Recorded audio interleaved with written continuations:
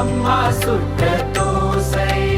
அரிசி மாவும் உளுந்து மாவும் கலந்து அரைத்த தோசை.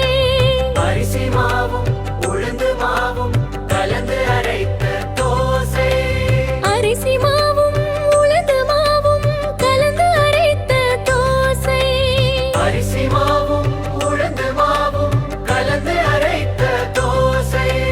அப்பாவுக்கு 4, அம்மாவுக்கு 3, அண்ணாவுக்கு 2, பாப்பாவுக்கு 1. திங்க திங்க ஆசை திருப்பி கேட்டால் பூசை என்று எண்ண